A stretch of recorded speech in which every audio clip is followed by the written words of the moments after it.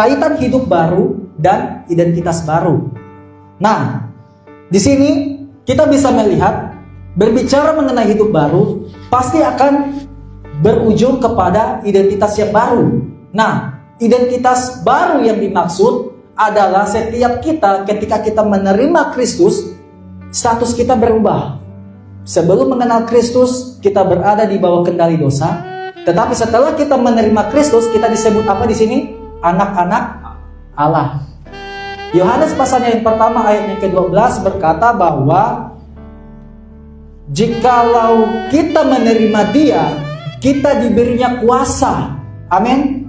Nah, supaya menjadi anak-anak Allah. Inilah seharusnya yang menjadi keunikan iman kita yang tidak dimiliki oleh iman-iman yang lain. Nah, hak menjadi anak-anak Allah itu bukan karena kita, tetapi karena Tuhan sendirilah yang memberikan itu melalui pekerjaan Kristus dalam karya keselamatan. Amin.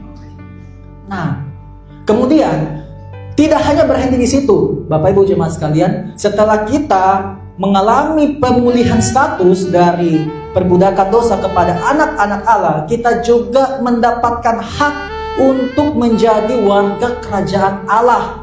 Nah, ini saya suka merenungkan hal ini, bahwasanya kalau kita membaca tulisan Paulus, apalagi ketika dia menjelang akhir-akhir hidupnya dalam pelayanan di jemaat, dia tetap memberitakan Injil, memberikan semangat. Ketika dia sekalipun diperhadapkan dengan kesulitan, dia tetap bersuka cita. Seperti ungkapannya yang tertulis di dalam Filipi pasalnya yang ketiga ayat 20. Kewargaan kita adalah di dalam surga. Di sanalah kita menantikan Kristus untuk datang memerintah dalam kekekalan. Ada amin? Nah, inilah sesungguhnya yang perlu saya dan juga saudara untuk bersyukur. Kita perlu berbahagia karena hal ini. Nah, kemudian berbicara mengenai karakteristik identitas baru, itu bukan lagi saya. Nah, yang dimaksudkan bukan lagi saya di sini, Bapak Ibu bisa dilihat dalam Galatia pasalnya yang kedua ayat 20. Di situ dikatakan bahwa